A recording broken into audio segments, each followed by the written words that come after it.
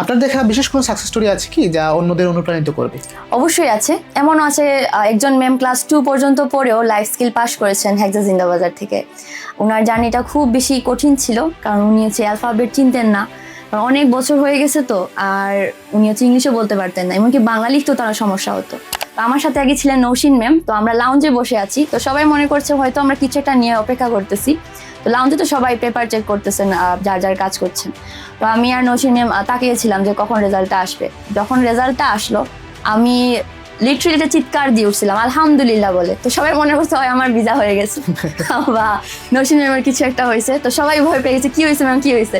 তারপর আমি আর নৌশিন একজনকে মানে এক মিনিটে হাক করে ফেলছি। আইএলটিএস লাইফ স্কিলস প্রিপারেশনে ফ্যামিলি সাপোর্ট কতটা গুরুত্বপূর্ণ? ফ্যামিলি সাপোর্ট অনেক বেশি গুরুত্বপূর্ণ, বিশেষ করে হাজব্যান্ডের সাপোর্টটা আরও বেশি গুরুত্বপূর্ণ। কারণ আর হঠাৎ দেখলাম টিচার্স লাউঞ্জ, তো আমি নিজে নিজে একটা ভাব নিলাম যে না, আমি তো ইন্টারভিউ দিতে আসছি, টিচার তো হবো, লাউঞ্জে ঢুকে যাই। আমি গিয়ে লাউঞ্জে গিয়ে বসে গেছি। তারপর হঠাৎ আরেকজন স্যার আসলেন, তো সে বললেন যে ম্যাম আপনি কি স্টুডেন্ট? আমি বললাম জি না, আমি তো ইন্টারভিউ দিতে আসছি।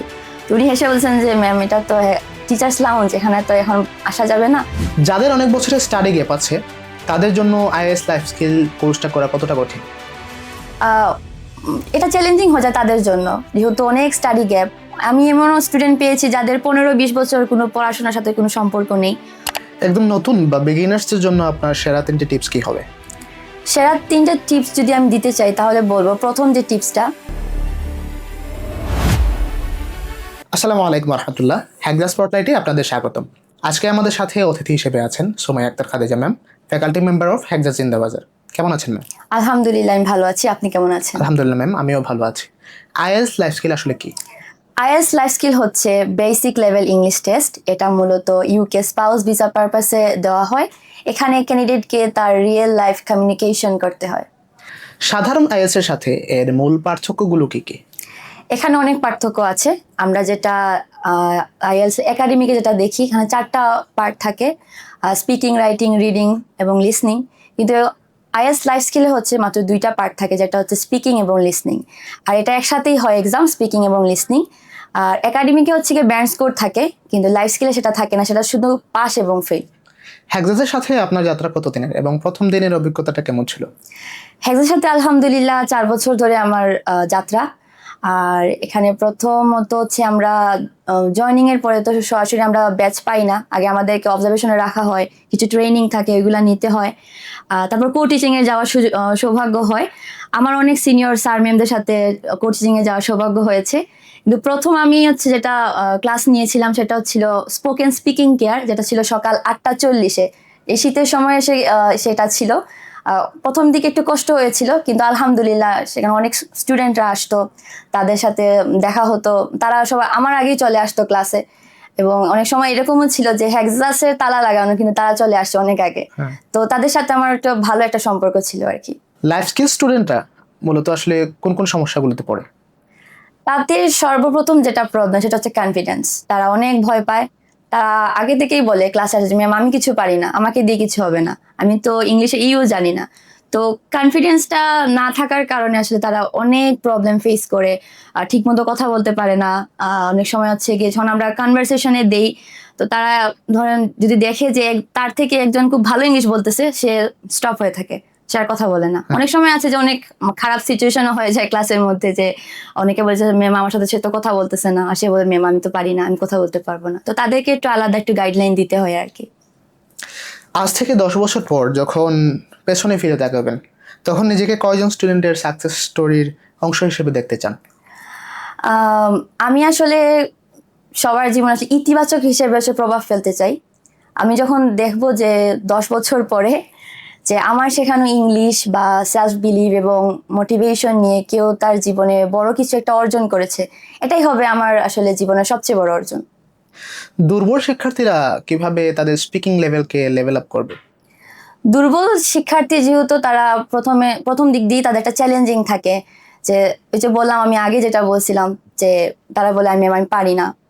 তাদের হচ্ছে গিয়ে মূল কারণ ঠিক মতো না প্র্যাকটিস করা, ভয়টা বেশি পাওয়া, এবং তাদের হচ্ছে ভোকাবুলারি যেটা শব্দ ভান্ডার যেটা আমরাকে বলি, এগুলা কম থাকা। তো তাদের উচিত হচ্ছে গিয়ে প্রতিদিন 10টা করে শব্দ শেখা, এগুলা দিয়ে ছোট ছোট সেন্টেন্স মেক করা। আমি তাদেরকে কখনোই হচ্ছে গ্রামারে প্রেশার দিই না, আমি তাদেরকে বলি যে ছোট ছোট সেন্টেন্স যেগুলো আছে এগুলা দিয়ে মানে শুরু করা। পার্টনার ছাড়া একা একা প্র্যাকটিস করার কোনো কার্যকর উপায় আছে কি? অবশ্যই আছে, পার্টনার থাকলে ভালো, কিন্তু বাসায় তো এটা সম্ভব না, কারণ ওই পরিবেশটা নাই। হ্যাঁ। কারণ কেউ তো তার ভাই বোনকে ধরেও বলতে পারে না যে আমার সাথে 1 ঘন্টা প্র্যাকটিস করো, তো এটা আমি ক্লাসেও বলি। তো বাড়িতে যাতে আমরা নিজেরা নিজেদের পার্টনার হয়ে যাই, মোবাইল তো আছেই, সবাই আমরা ইউজ করি। তো তাদেরকে কিছু টপিক দেওয়া হয় যে আপনি হচ্ছে 1 মিনিট করে নোট মেকিং করবেন খাতায়, তারপর ওইটা নিয়ে আপনি ভিডিও রেকর্ড করেন অথবা অডিও রেকর্ড, যেটাতে আপনার মানে সুবিধা হয়। আমরা তাদেরকে মিরর প্র্যাকটিস করতেও বলি, এটা একটু ফানি হয়ে যায় তাদের জন্য যে ম্যাম আমি আয়নার দিকে তাকালে আমাকে নিজেকে মানে কেমন জানি লাগে। তো বলি কেমন জানি এটা না, দেখেন যে আপনি আপনার নিজের সাথে কথা বলতে পারেন কিনা। তো এটা এরকম করলে ইনশাল্লাহ তারা কিছু হইলে একটু ইমপ্রুভমেন্ট পায়।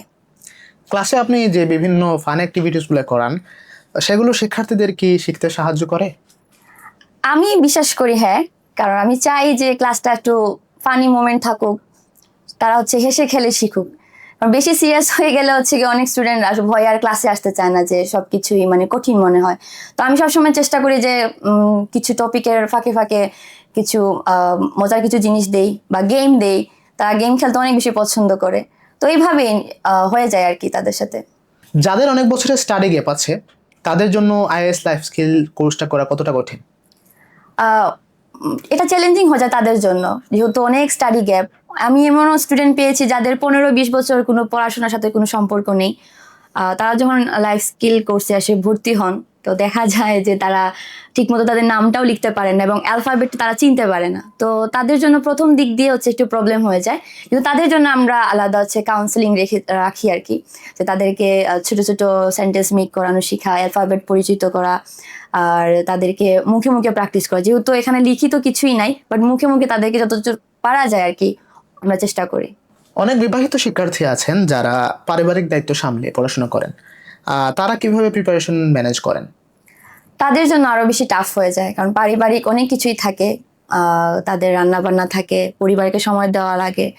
এগুলার মধ্যে হচ্ছে তারা পড়াশোনা করে, তারা মনে করে যে এটা তাদের জন্য আরো বেশি প্রেশার। তো আমি তাদেরকে সবসময় এটাই বলি যে সব পড়া একসাথে না পড়ে হচ্ছে কি আপনি যখন একটু ফ্রি টাইম পাবেন ওই সময় শুরু করা, ভাগ করে নেওয়া পড়াগুলোকে। এবং তাদেরকে যথেষ্ট আমরা কাউন্সেলিং করি এবং তাদেরকে বলি যে পরিবারকে একটু বলবেন যে আপনাদের একটু সাপোর্ট দেওয়ার জন্য। কারণ তারা যদি পরিবার থেকে সাপোর্টটা পায় তাহলে হচ্ছে গিয়ে তাদের সবকিছু ম্যানেজ করা সম্ভব। কিন্তু যখন হয়ে যায় যে প্রবলেমটা, যে তারা পরিবার থেকে যখন সাপোর্টটা পায় না, ওই সময় একটু প্রবলেম ক্রিয়েট হয়ে যায়। আপনি তো একজন সফল ট্রেনার, কিন্তু এই ট্রেনার হওয়ার পেছনে জীবনের সবচেয়ে বড় ব্যর্থতা বা শিক্ষা কোনটি? সবচেয়ে বড় ব্যর্থতা বা শিক্ষা যেটা বলতে চাই, যে আমি আগে খুব বেশি ভয় পেতাম, মানুষের সাথে বেশি কথা বলতে পারতাম না, এক ধরনের ইন্ট্রোভার্ট ছিলাম। কিন্তু যখন হেক্সাসে আসি আমার এইটা প্রথম দিক দিয়ে অনেক প্রবলেম হয়েছিল। তো স্যারদের কাছে অনেক কাউন্সিলিং নিয়েছি, আর তারা আমাকে অনেক গাইডলাইন দিয়েছেন। তখন আস্তে আস্তে যখন আমি যে প্রথম বললাম যে আমি স্পিকিং কেয়ার নেওয়া স্টার্ট করেছিলাম, আমার সাথে কোনো কোচিং এ কেউ ছিলেন না, আমি একাই নিয়েছিলাম। কেন এতদিন আমি মানুষদের সাথে গিয়েছি কিন্তু আমার সাথে কেউ নাই, কোনো হেল্পিং হ্যান্ড নাই। এটা নিয়ে মেবি এটা সিও স্যার হয়তো ইচ্ছা করি আমাকে এটা দিচ্ছেন, দেখে মানে কেমন হয়। তো স্যার আমাকে বলছেন তুমি 1 সপ্তাহ এটা দেখো, যদি তুমি রান করতে পারো তাহলে এটা কন্টিনিউ করবো, আর না হয় আমরা চেঞ্জ করে ফেলবো। আলহামদুলিল্লাহ আমি টানা 3 মাস এটা নিয়েছি এবং খুব বেশি মানে এনজয় করেছি। তখন থেকে আমার যে ভয়টা চলে গেছে। অনেক সময় দেখা যায় স্টুডেন্টরা ক্লাসে ভুল ইংরেজি বলে হাসাহাসি করে, এটা কিভাবে হ্যান্ডেল করেন? স্টুডেন্টরা তো হাসাহাসি করবেই, যেহেতু মানুষ, কিছু মজার কিছু দেখলে তো অবশ্যই হাসাহাসি করে কেউ ভুল টুল করলে। কিন্তু মাঝে মাঝে আমিও একটু তাদের কাছে মানে এরকম কিছুটা তুলে ধরি। যেমন বোর্ডে আমি কিছু ভুল একটু ইংলিশ লিখে ফেলি, তো তারা আমাকে বলবে যে ম্যাম আপনি তো ভুল লিখছেন। আমি ও আচ্ছা সরি, এরকম বলে একটু মজা নেই তাদের সাথে। তারপর বলে দেখেন আমরা তো মানুষ, ভুল তো হতেই পারে, কিন্তু আমাদের মূল কাজ হচ্ছে আমরা ভুল করে যাব কিন্তু এটা নিয়ে আবার হাসাহাসি করব না। আর কারণ আমার হাসাহাসির জন্য একজনের কনফিডেন্স লেভেল কিন্তু লো হয়ে যেতে পারে। হ্যাঁ। আর সে যদি মনে করে যে আমাকে নিয়ে সবাই হাসাহাসি করছে, তো তার মুখ দিয়ে আর কখনো আর কথা বলা বের হবে না। হতেও পারে যে সে মাঝখান থেকে ব্যাচ ছেড়ে দিতেছে বা আর কথাই বলছে না, এরকম অনেক কিছুই আমরা ফেস করি মাঝে মাঝে। তো তাদেরকে আমি উৎসাহ দিই যে দেখেন আমারও কিন্তু ভুল হয়েছে, আপনারা ভুলটা ধরে ফেলছেন, কিন্তু এই ভুলটা যাতে শেখার জন্য হয়। আর প্র্যাকটিস যাতে আমরা ভুল দিয়ে আমরা শুরু করি, আমরা কখনো পারফেক্ট ইংলিশে যাতে না যাই। পারফেক্ট ইংলিশে যে গেলেই কিন্তু আমাদের প্রবলেমটা বাড়বে। এই জন্য আমাদের হচ্ছে ভুল থেকেই যাতে আমরা ভালো কিছুই শিখি। অনেক সময় শিক্ষার্থীরা ডিমোটিভেটেড হয়ে যায়, তখন তাদের কনফিডেন্স বাড়াতে আপনি কি করেন? তারা মূলত ডিমোটিভেট হয়, তাদের ফ্যামিলি যখন তাদেরকে সাপোর্ট দেয় না, পড়ার সেই রকম পরিবেশটা তৈরি করে দিতে পারে না, ওইখান থেকে তারা সেই রকম প্রবলেমটা ফেস করে। কিন্তু ক্লাসে আমরা যত সম্ভব তাদেরকে সাহায্য করি, তাদেরকে বলি যে আপনারা ক্লাসেই প্র্যাকটিস করে যান যাতে বাসায় গিয়ে প্রেশার না নিতে হয়। আর তারা বেশিরভাগই ভয় পায় যে লিসনিং মডিউলটা, কারণ অনেকেই কিন্তু ইংলিশের সাথে এত বেশি পরিচিত না। বিভিন্ন ধরনের অ্যাকসেন্ট থাকে, আমেরিকান, ব্রিটিশ, মাঝে মাঝে অস্ট্রেলিয়ানও তারা অ্যাকসেন্ট তারা শুনতে পায়। তো এটা শুনে তারা আসলে ভয় পেয়ে যায় যে মানে ওয়ার্ডটা ঠিক মতো বুঝতে পারতেছে না বা ধরতে পারতেছে না। তো তাদেরকে বলি যে লিসনিং এইভাবে প্র্যাকটিস করেন, কিছু টিপস থাকে আমাদের ক্লাসে, ওইগুলো দিয়ে থাকি তাদেরকে। আইএলটিএস লাইফ স্কিলস প্রিপারেশনে ফ্যামিলি সাপোর্ট কতটা গুরুত্বপূর্ণ? ফ্যামিলি সাপোর্ট অনেক বেশি গুরুত্বপূর্ণ, বিশেষ করে হাজব্যান্ডের সাপোর্টটা আরও বেশি গুরুত্বপূর্ণ। কারণ একজন হাজব্যান্ড যদি তার ওয়াইফকে সাপোর্ট করে তাহলে তার আর কোনো ধরনের চিন্তা থাকে না।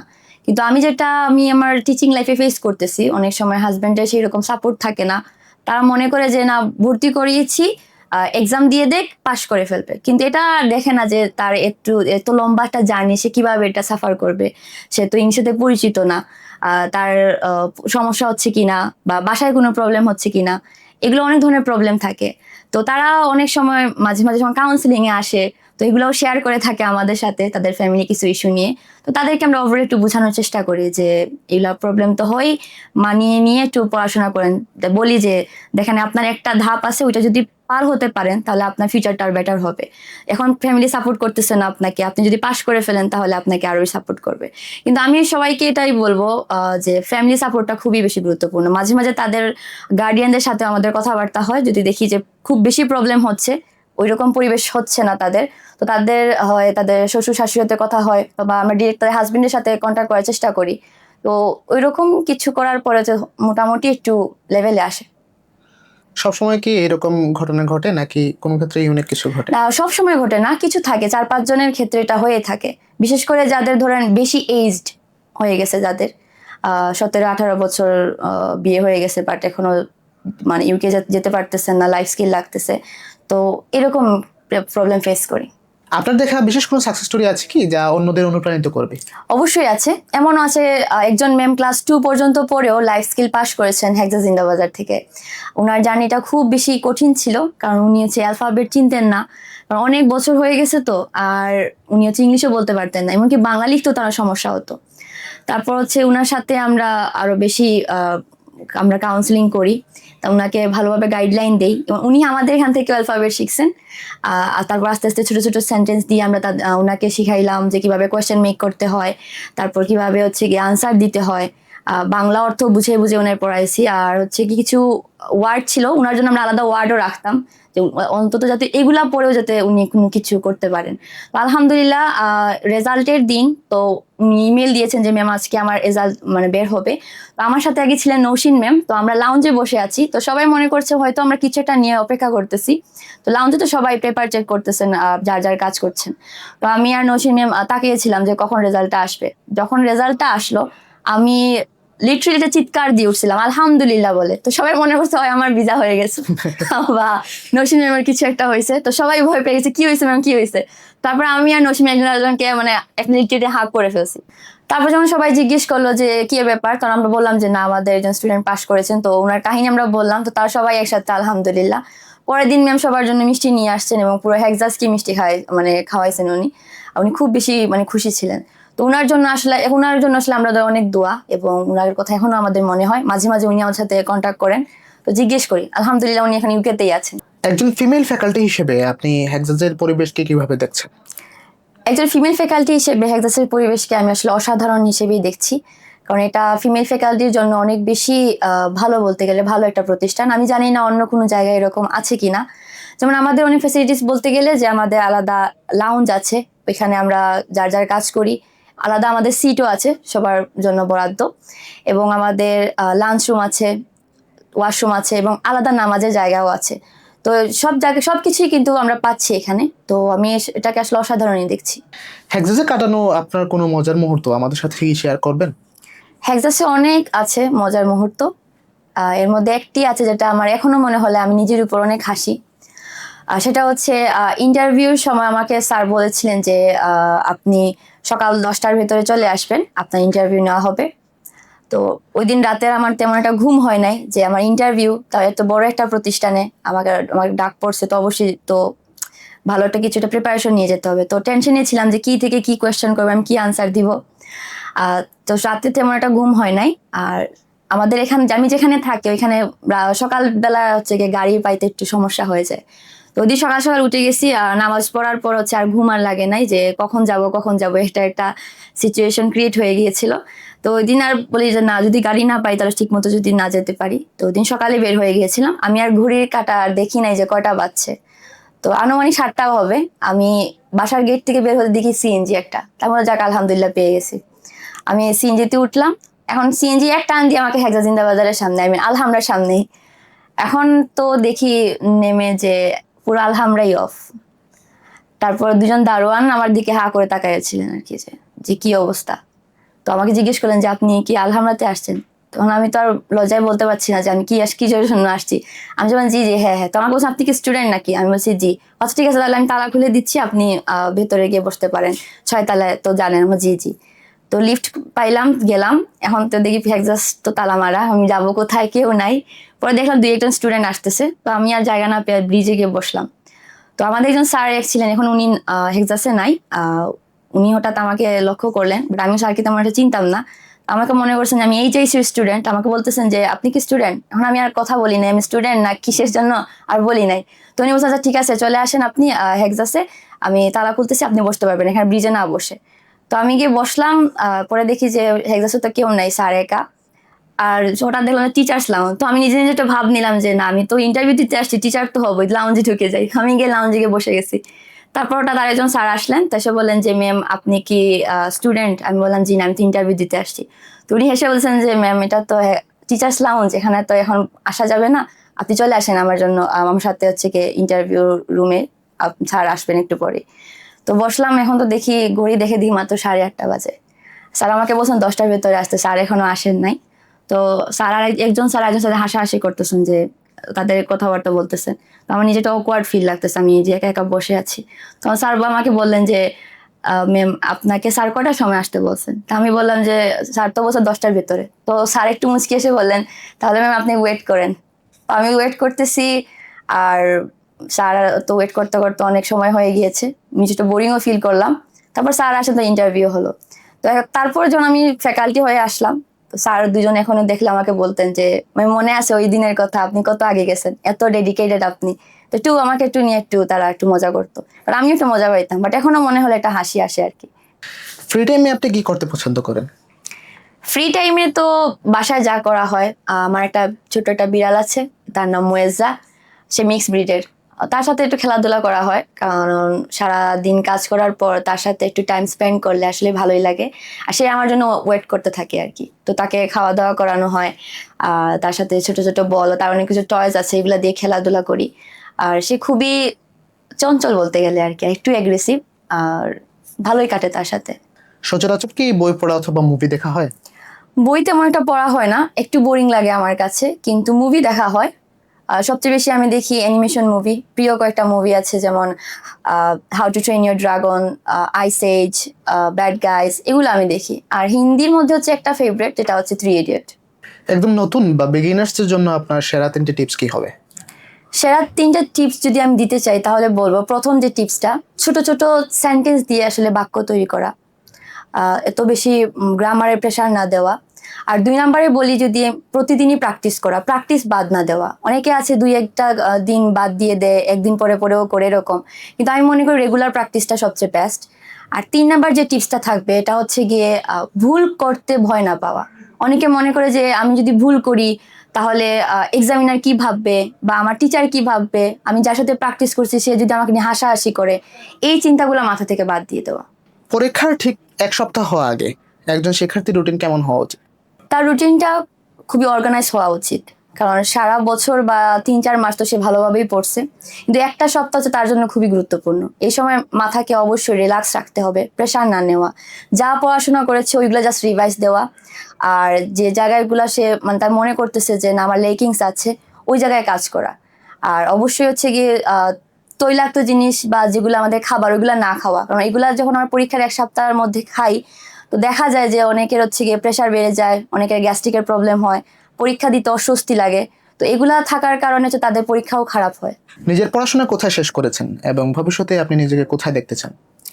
আমি ক্লাস 1 থেকে আলিম পর্যন্ত শাহজালাল জামিয়া পাঠানটুলা মাদ্রাসায় পড়েছি। তারপর মেডিকেল প্লাস ভার্সিটির জন্য প্রিপারেশন নিয়েছিলাম, দুঃখজনকভাবে সেখানে আমার কোনো চান্স হয় নাই। তারপর ন্যাশনাল ইউনিভার্সিটিতে ইংলিশ লিটারেচার নিয়ে অনার্স মাস্টার শেষ করেছি। অ্যান্ড অবশ্যই ভবিষ্যতে নিজেকে হচ্ছে ফরেন কোনো কান্ট্রিতে ভালো একটা পজিশনে দেখতে চাই। ধন্যবাদ আমাদেরকে সময় দেওয়ার জন্য। ধন্যবাদ আপনাকে এবং ধন্যবাদ হেক্সা স্পটলাইটকে। Thank you. দেখা হচ্ছে অন্য কোনো হেক্সা স্পটলাইটের এপিসোডে।